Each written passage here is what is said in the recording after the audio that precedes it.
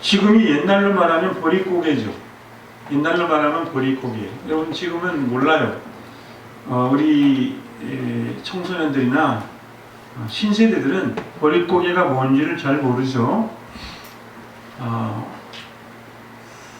지난 겨울에 추수했던 양식이 이제 다 먹다가 떨어져서 이제 먹을 게 다 떨어지는 시기예요. 이 시기가. 그래서 이 보리를 추수하기 전에 그때 사람들은 이제 식량이 없으니까 어떻게 했습니까? 옛날에 먹을 것이 없어서 이때 막 산에서 촉은 목피로 연명을 했던 시절이 있었다 이거죠. 나무 껍질을 벗겨서 풀 뿌리를 캐서 이렇게 먹던 시절이 있었다. 여기 계시는 권사님들이나 아마 40대 이상 되신 분들은 아마 이것들을 이해하실 거예요. 그런데 무슨 말이에요? 몰라요. 이렇게 우리 생각할 수 있을지 모릅니다. 그러나 그것을 기억하기 위해서 옛날에는 그때 그 시절에 먹었던 음식을 먹어보는 그런, 먼저 우리도 한번 먹어보는 시간이 있었으면 좋겠어요. 보리떡, 개떡, 뭐 이런 거. 그리고 나무 껍질, 이렇게, 저는 그걸 실제로 먹어본 적이 있어요. 이렇게. 누가 그걸 먹더라고요. 그렇게, 이렇게 먹는 거라고. 소나무 껍질을 벗기면 그 안에 하얗게 그 씌워지는 랩처럼 씌워진 게 있어요. 그거를 이렇게 벗겨 먹었던 기억이 납니다. 그런데 이스라엘 민족은 너무너무 힘들게 살았던 시간들이 있었어요. 그게 뭐냐면 애굽에서 430년 동안 뭐 했습니까? 종살이 했어요. 노예 생활을 했어요.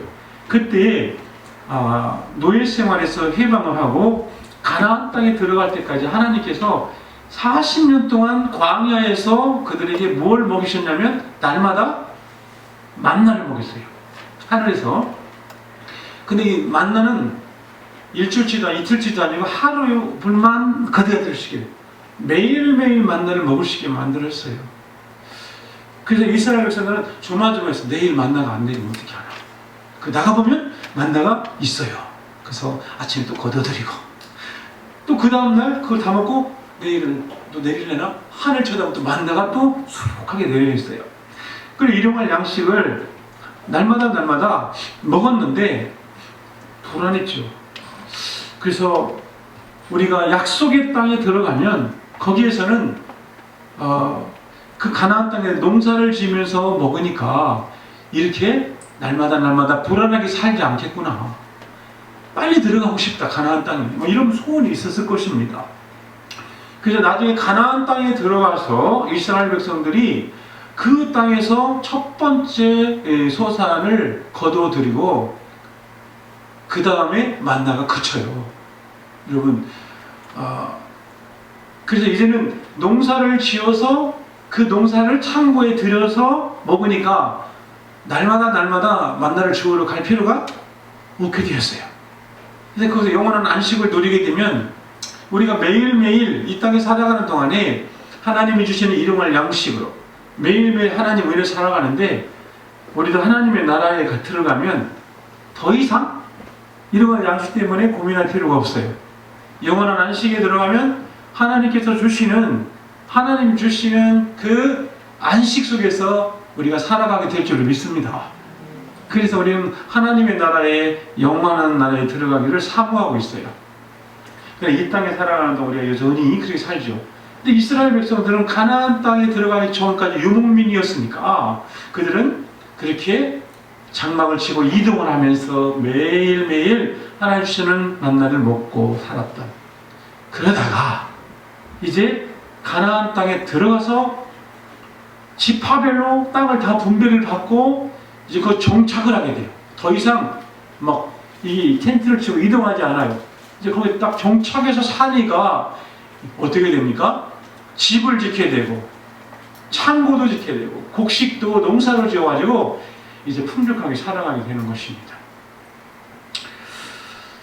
그래서 하나님은 그들이 함께 모여서 하나님께 첫 열매를 거두어 드리고 그것을 하나님께 은혜를 감사해라. 이제 너희가 매일매일 그렇게 만나를 먹지 않고 여기에서 하나님의 은혜로 이 땅을, 가나안 땅을 들어오게 되었고 여기에서 농사를 지으면서 하나님의 은혜로 수확을 하게 되었는데 이 첫 열매를 하나님께 드리라. 이렇게 지금 말씀하고 있는 것입니다. 그러면 이 매튜절의 의미가 무엇일까? 첫 번째는 매튜절은 과거를 잊지 말아라. 여러분, 역사를 잃어버린 민족은 희망이 없습니다. 과거에 우리가 어려웠던 시절의 역사를 기억하는 민족은 그 역사를 반복하지 않아요. 우리는 6월달에 6.25가 있었어요. 6.25 기념. 6.25 기념에 6.25 기념 노래가 있는 거 아세요?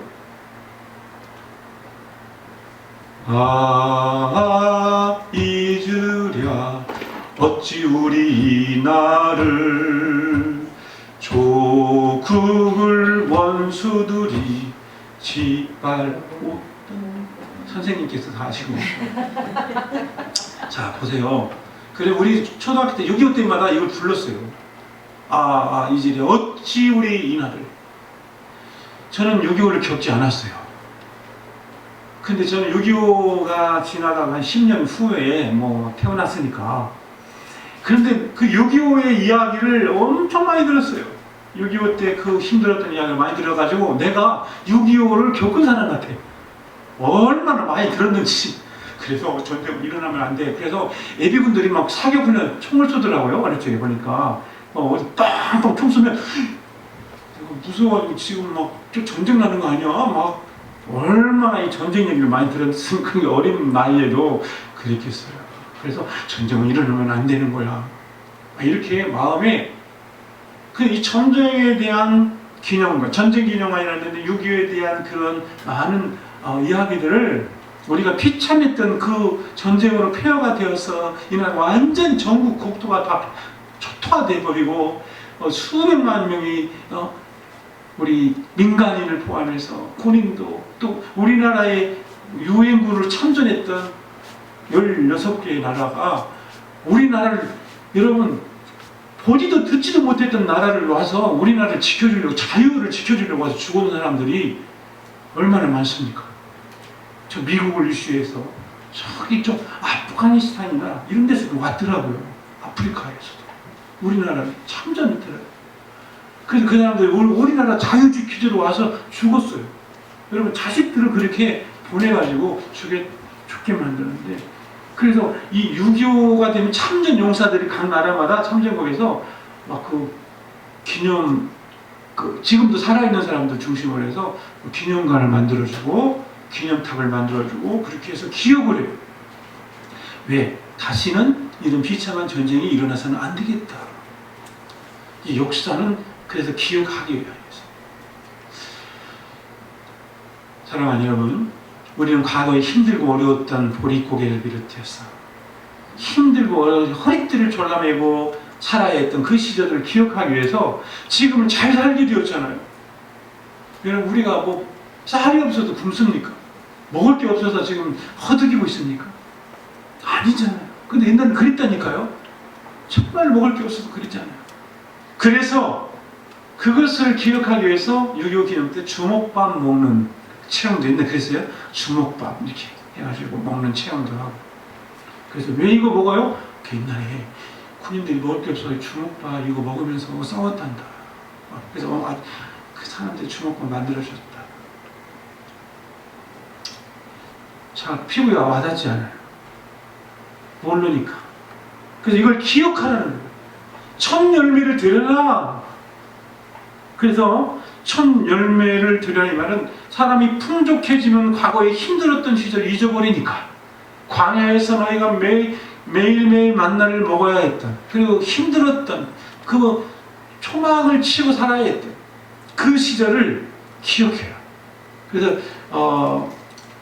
유대인들은 3대 절기를 지켜야 돼요. 무교절, 유월절과 무교절과 그 다음에 이 매추절과 장막절, 수장절, 이 3대 절기를 지키는 건데, 이 초막절이 되면은, 초막절에는 이 집을 이렇게 얼기설기가 대충 지어놓고 거기서 일주일간 사는 거예요. 살면서 무교병을, 이제 누룩이 없는 딱딱한 빵을 먹으면서 그 광야에서 생활했던 조상들의 삶을 기억하는 거예요. 그때 힘들고 불편했던 걸 기억하는 거예요. 그래서 이때 하나님이 베푸신 은혜를 잊어버리지 말라. 맥초절을 지키면서 첫 열매를 드림으로써 하나님께서 과거에 광야에서 너희를 어떻게 인도했는지 그것을 잊지 말아라. 두 번째는 과거에 받은 은혜와 또 현재 받은 은혜를 감사하는 데 있습니다. 여러분 신명기 8장 12절에 보면 내가 먹어서 배불리고 아름다운 집을 짓고 거하게 되며 또 내 우양이 번성하며 내 은금이 증식되며 내 소유가 풍부하게 될 때에 두렵건대 내 마음이 교만하여 내 하나님 여호와를 잊어버릴까 하노라. 개구리 물층이 쪽 시절을 모르고 그렇게 내가 옛날에 하나님께서 나를 어떻게 인도했는지 그 은혜를 잊어버리고 교만해져서 사람이 부자가 되고 배부르게 되면 그렇게 된다. 되기가 쉽다는 거예요. 오늘 우리들이 이렇게 잘 살고 여유있게 되었다고 해서 내가 하나님을 잊어버리고 내가 자수성가했어요. 저는 제가 얼마나 열심히 살았는데 모든 공로를 나에게 돌리기 시작하면 여러분 하나님의 은혜는 메말라버려요. 모든 것이 하나님의 은혜였다고 고백하는 여러분들을 축복합니다. 여기까지 온 것이 하나님의 은혜였다. 지금 이렇게 내가 잘 살게 된 하나님의 은혜였다. 제가 어제 말씀을 준비하다가 아침부터 이렇게 기도를 하면서 이런 생각이 들었어요.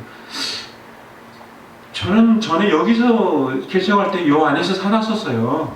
저 안에서. 그래서 불과 뭐 좀 아직 그 1년 6개월 정도밖에 안 됐습니다. 제가 아파트로 이사한 지가. 그냥 갑자기 그런 생각이 드는 거예요. 너무 아파트에서 이렇게 거실에 앉아서 아침에 기도하고 성경을 보면서 준비할 때 하나님이 너무 나를 좋은 곳에서 살게 하고 계시다 이런 생각이 들었어요. 갑자기. 그래서 감사하는 마음 생겼어요. 아유, 하나님 감사하네요. 그리고 밖을 내다보니까 여러분 요즘 아파트는 얼마나 잘 관리가 되어 있습니까? 특별히 이 꽃도 잘 갖고 있고 나무도 잘, 정원수들도 많고요. 특별히 신명 아파트 가보면 저 잘 돼 있더라고요. 제가 신명 아파트 갈 때 그 권사님 항상 감사를 하시는데 제가 다른 아파트보다도 신명 아파트 꽃이 많아요. 근데 보면 앉아서 야 하나님이 이렇게 정원도 만들어 놓으셨네. 또 멀리 하늘이 이렇게 구름도 떠가고 이 땅에 돌아보니까 지금도 굶어 죽는 사람이 얼마나 많고 제가 선교지에 가보면요 앙겔레스 지역, 필리핀의 앙겔레스 지역의 아이따족이라고 하는 그 화산, 피나투보 화산이 터졌던 그 화산 지역에 사는 그 산족들을 가보니까 집이 완전히 뭐 그냥 대충 뭐 막대기 몇 개 세워놓고 거기다가 이렇게 사람들이 들어갈 수 있도록 판자 이렇게 깔아놓고 위에다가 지붕 얼기설기 뭐 이렇게 해놨어요. 비 오면 다 비에서 새요. 근데 거기서 살아요. 거기서 살아요. 그냥 살아요. 그런 사람들 먹는 건 얼마나 또 부족한지 몰라요. 근데 제가 대한민국에 태어나서 우리가 과거에 힘든 시간도 있었지만 지금 어찌됐든 지금 현재를 보니까 여러분 대한민국 5,000년 역사에 지금이 가장 번영을 누리고 있어요. 우리나라 역사 가운데 지금이 가장 번영을 누리고 가장 좋은 시대를 살고 있는 줄 믿으시기 바랍니다. 그럼 왜 이게 가능했을까요? 하나님의 은혜입니다. 우리나라에 복음이 들어오지 않았더라면 이 은혜가 임하지 않았어요. 아직도 여전히 우상과 여러분 제사 문화와 그리고 술과 도박과 그 찌들어 있는 그 타성에 매여서 우리가 지금 가난을 극복할 수가 없었을 것입니다. 근데 복음이 들어와서 우리의 사상이 하나님 중심으로 바뀌면서 성경의 그 말씀의 교훈이 뭐냐면 여러분 이 모든 이 시장 경제라든지 이게 칼빈이 직업 소명설이라고 하는 게 있어요. 옛날에는 직업이 사농공상 그래서 선비, 농업, 공업, 상업, 장사권을 제일로 천하게 쳤어요. 옛날에 선비들, 사농공상의 순서가 그래서 직업에 귀천이 있었어요. 그래 옛날에는 그래서 직업을 뭐 가지고 있니 따졌는데 지금 직업 가지고 그렇게 사람 귀천 따집니까? 신분 따집니까? 안 그래요. 칼빈이 뭐라고 했냐면 모든 직업은 성직이다. 하나님 나에게 준 모든 직업이 다 성스러운 직업이다. 그게 봐. 그래서 사람들이 자기의 일에 자신감을 갖게 돼요. 여러분 자기의 일에 자긍심을 갖게 돼요. 저는 대학 다닐 때 우유배달을 3년을 했어요. 아침 새벽에 일어나면 저보다 먼저 나와서 일한 사람이 환경미화원이에요. 그 환경미화원을 보면서 정말 감사했어요.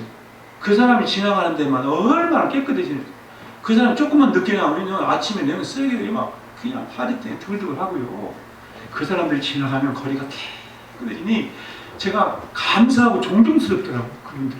그래서 제가 뭐라고 했냐면 저 우유배달 그만하고 환경미화원 하고 싶다고 그거 하고 싶다고 그러니까 그때 이제 그 전사님이 말리더라고. 하지 마라. 너 장가 못 간다. 너 그거 장가 못 간다. 그래서 근데 고장가님 그 형은 지금 이거 얼마나 경쟁 높은 대학 나와야 해요. 대학 나오고 체력도 좀 힘 좋아야 해요. 이거 지금 아무나 못해요. 여러분 이게 왜냐면 이러한 사고가 어디서 났냐면 복음에서. 여러분 이 복음은 하나님이 우리에게 맡겨준 모든 이들은 내가 있는 그 자리에 충성을 다하고 하나님이 주신 성경의 사상이 이 민족을 잘 살게 만들었어요. 여러분 그거 내가 단적인 예이고 우리나라가 이렇게 잘 살게 된 것이 얼마나 감사한지 너무 갑자기 행복이 밀려와요. 막 그냥 행복이 해피해. 야 감사하구나. 생각해보니까 내 마음을 조금만 바꾸면 모든 것을 감사하는 시각으로 바꾸기 시작하니까 못마땅했던 모든 일들이 감사한 일로 바뀌기 시작했어요. 여러분 그런 경험을 하시죠? 하나님께서 과거에 주신 은혜 또 지금 현재에 나에게 얼마나 은혜를 주시고 있는지 깨닫는 사람이 복이 있습니다. 하나님이 나에게 지금도 은혜를 베푸시고 계시구나. 지금까지도 하나님 나 여기까지 이렇게 인도하셨구나. 이것을 깨닫는 사람이 가장 최고로 복 있는 사람이에요. 그걸 모르는 사람이 가장 불행한 사람. 여러분 제가 그러면서 그렇구나. 지금 하나님께서 현재 나를 이렇게 은혜를 주셨는데 앞으로 얼마나 하나 또 은혜를 주실까 기대가 막 생기는 거예요. 사람의 마음이 그렇게 바뀌어버리면 뭐가 달라지냐면 그 사람의 마음에 감사가 넘치면 그 사람의 얼굴에 표정이 달라집니다. 자, 감사 대신 불평과 원망이 있으면 그 사람의 얼굴이 우리 얼굴이 어두워져요. 얼굴이 마음의 창이기 때문에 이 눈도 어떤 사람 보면 늘 밝아요. 그리고 막 그 사람은 생기가 넘쳐요. 왜 그러냐면 그 마인드가 감사가 넘치니까 그래요. 그러면 그 사람은 잘 될 수밖에 없어요. 감사로 제사 드리는 자가 하나님을 영화롭게 하나니 그 행위를 옳게 하는 자에게 하나님의 구원을 보이리라. 여러분 예배할 때도 하나님 감사를 가지고 예배를 드리는 거예요. 하나님 감사합니다. 내 옆에 있는 사람에게도 감사해요.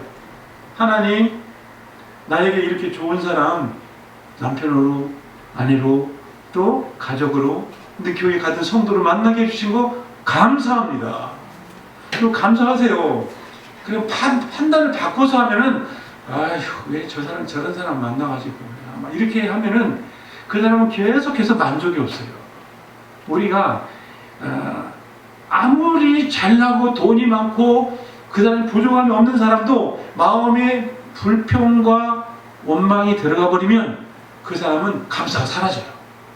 그러나 초가 3칸에 살아도 하나님이 내 안에 계시고 하나님의 은혜가 깨달아지기 시작하면 그 사람은 감사의 샘이 터져가지고 얼마나 인생을 해피하게 사는지 몰라요. 저는 여러분이 과거에 주신 하나님의 은혜를 깨닫기를 축복합니다. 그리고 현재 여러분들을 지금 하나님 어떻게 지금 인도하고 있는지 하나님의 은혜를 깨닫는 여러분 되기를 축복합니다. 그래서 감사하세요. 하나님께 먼저 감사하고 그리고 그 고마운 사람에게 감사하는 여러분 되기를 축복합니다. 이제부터는 여러분 잃어버린 감사를 다시 찾으시기를 축복합니다. 멀어진 감사를 다시 가까이 하시기를 바랍니다. 그러면 불평과 원망은 떠나가게 되어 있어요. 떠나가게 되어 있어요. 우리의 마음은 이 공간이에요. 공간이기 때문에 감사가 채워지면 불평이 있을 자리가 없으니 떠나가게 되어 있어요. 이 원리예요. 그런데 불평이 밀려오면 감사가 작아질 수밖에 없어요. 그래서 무릇 지킬 만한 것보다 더욱 내 마음을 지켜라. 생명의 근원이 이에서 나면이라. 잠언 4장 23절에 말씀하고 있습니다. 사랑하는 여러분, 우리의 마음을 어떻게 지켜야 돼요? 자, 불평이나 원망이나 불신이 이 악한 마귀가 그걸 공격을 해요. 이것들이 내 마음에 들어오지 못하도록 하나님의 말씀으로 또 하나님의 사랑으로 꽉 채워서 성령께서 내 마음을 지켜주시옵소서. 늘 깨워서 악한 것들이 내 마음에 이 가라지를 살짝 뿌리고 갈 수가 있거든요. 불평과 원망의 가라지. 그래서 이것들 다 뽑아내세요. 내 마음은 정원과 같아요. 정원. 여러분 정원 가꾸는 거 좋아하시나요? 꽃 가꾸는 거 좋아하시나요? 나이를 먹을수록 더 좋아한다고 하네요. 근데 저는 어릴 때부터 초등학교 때부터 꽃밭을 좋아했어요. 그래서 우리 집 마당에 꽃밭이 있는데 거기다가 백일홍, 금자나 다알리아 막 이런 거 심어놓은 꽃도 이렇게 올라가는 거 그 여러 가지 꽃을 심고 집게로 고무줄을 이렇게 해가지고 그 벌레 잡는 집게 만들어서 또 벌레도 잡고 뭐 이런 거 했어요. 벌레 잡 송충이 잡는 거 있죠. 그런 거 했어요. 그래서 꽃밭을 잘 가꾸는 것이 저는 지금도 좋은데 나이 탓이 아니라 원래부터 좋아했던 것 같아요. 자, 그래 보세요. 이 꽃밭을 잘 가까 누가 봐도 감탄을 해요. 여러분, 저기 경북궁이나 덕수궁이나 이런 국립공원이나 저기 거제도 저 외도라든지 요즘은 뭐 지자체가 발달해가지고 어디든지 가면은 아파트를 해서 공원이 잘 돼 있어요. 보면은 어떤 마음이 듭니까? 좋다. 그리고 수목원 이렇게 가보면은 너무너무 좋아 아름다워요.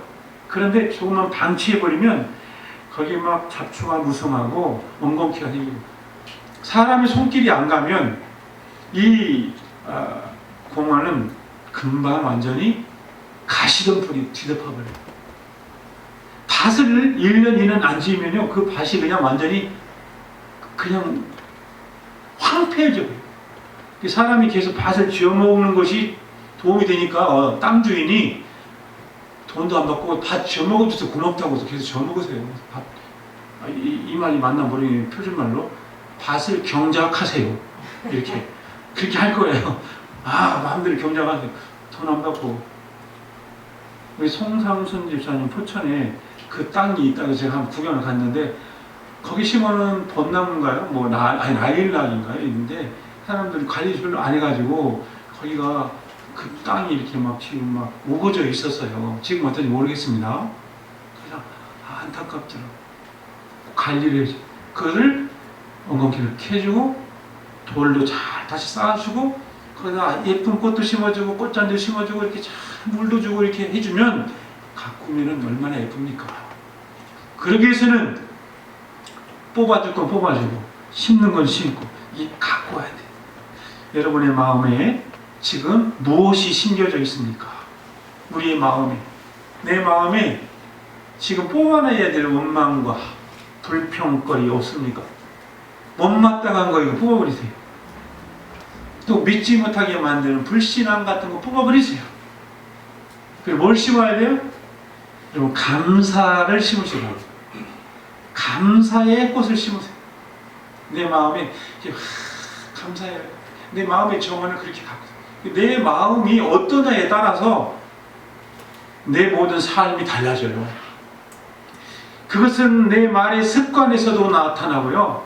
내 말의 습관이, 내 말의 언어가 습관을 만들고 습관이 내 마음을 다스리기 때문에 늘 입술로 뭐를 고백해야 되냐면 감사를 외치시길 바랍니다. 아침에 일어나서 하나님 감사합니다. 그리고 친구들한테 감사하다, 고마워, 감사해, 뭐 이런 말을 계속 고백하세요. 살아있어줘서 고마워. 그렇지 않아요? 죽을 뻔했다가 살아났어요, 저희 큰아들. 그때는 정말 살아있는 것만 해도 너무 감사했는데 일주일을 못 가더라고요. 금방 아이고 이렇게 속썩이냐 너는. 그죠? 내가 낳은 자식도 좀 제대로 뭘 칠침받기 못하면 막 속이 상하잖아요. 근데 마음 바꿔야 돼요.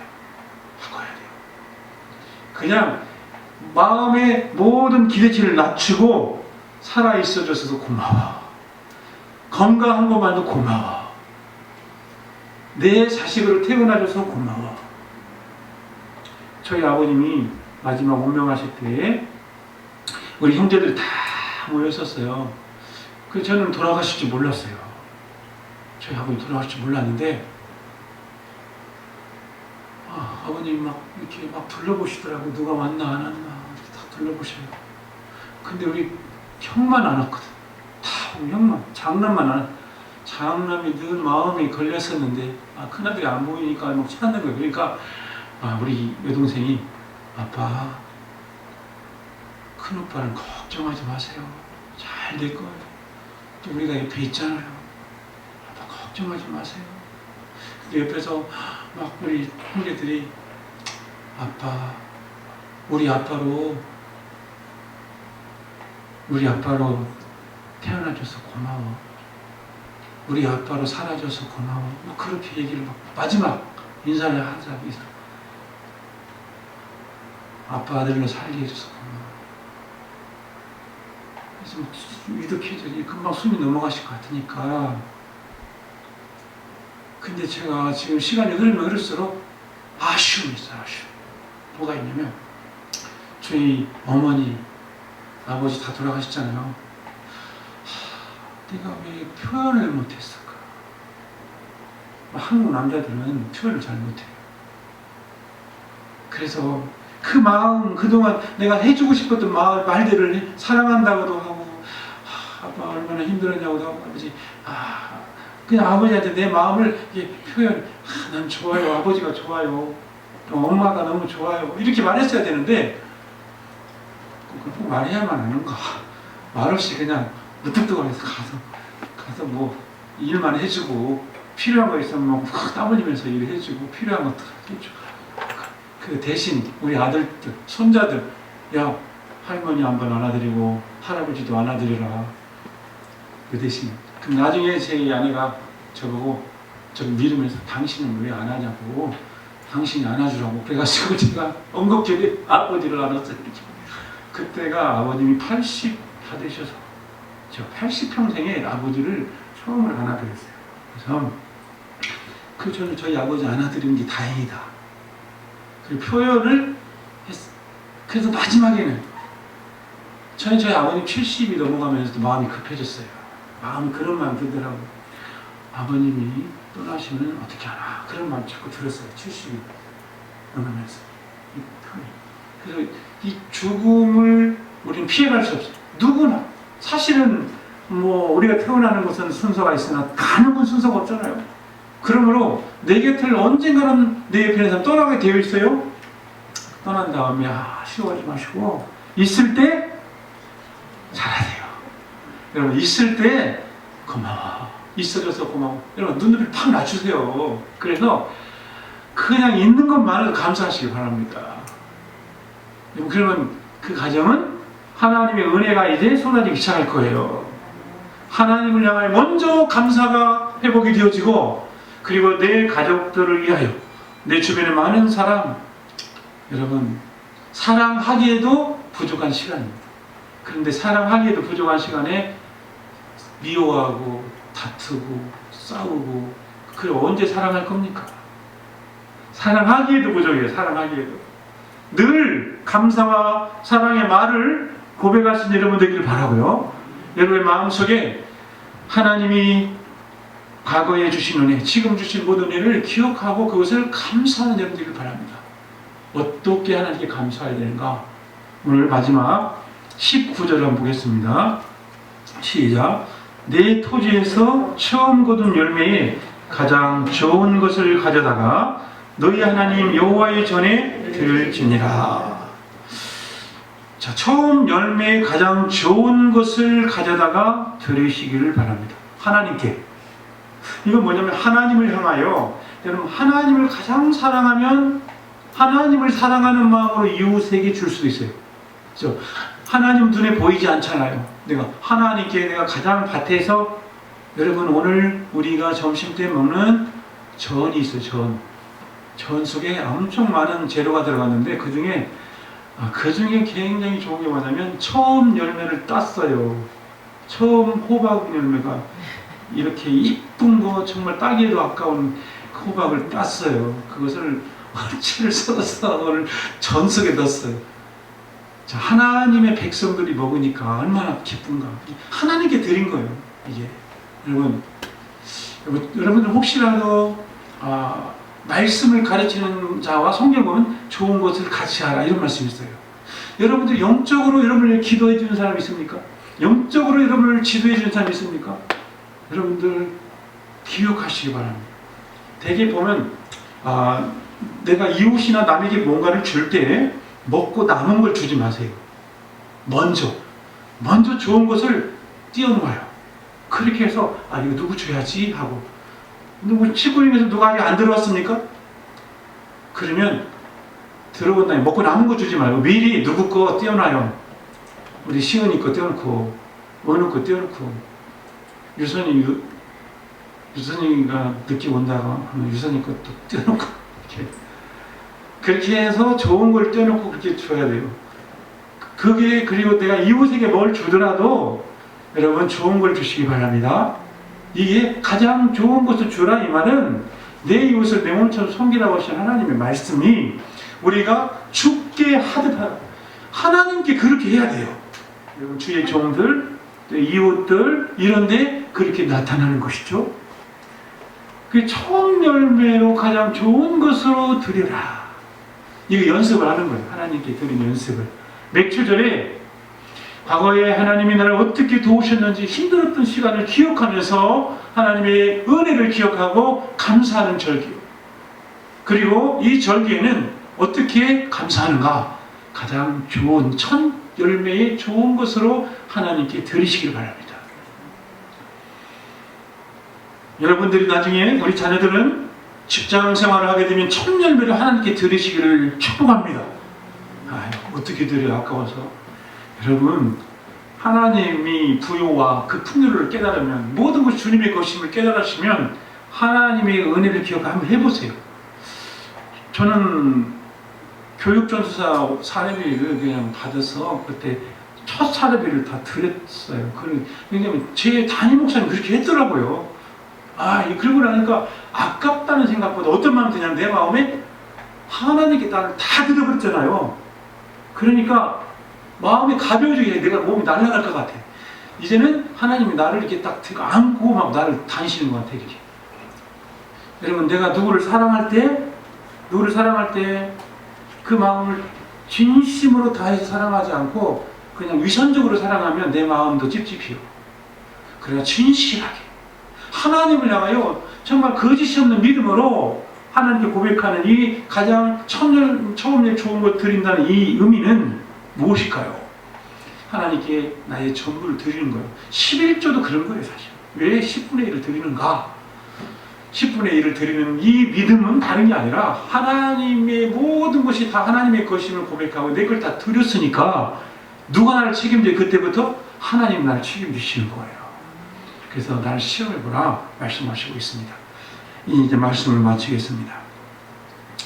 오늘 저녁에는 다른 본문을 가지고 이 맥주절과 성령 강림 오순절에 대해서 말씀을 나누겠습니다만은, 오늘 이 맥주절의 의의가 다른 데 있는 것이 아니라 우리 과거를 잊지 말고 어려웠던 시절을 기억하고 하나님이 지금 나에게 주신 은혜, 그동안 하나님께서 나를 인도하신 은혜와 현재 나를 하나님께서 지켜주신 은혜를 기억하고 감사하는 게 맥주감사절이다.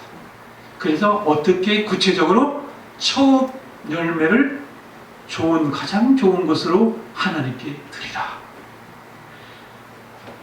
우리 동기 목사님 중에 한 분이 그 사모님이 지소영이라고 하는 사모님이 계셔요. 근데 그 사모님이 누가 선물로 고기를 주면은, 요즘은 냉동고기 말고 그냥 고기 좋잖아요. 그 고기를 주면은 냉동실에 넣지 않는데요.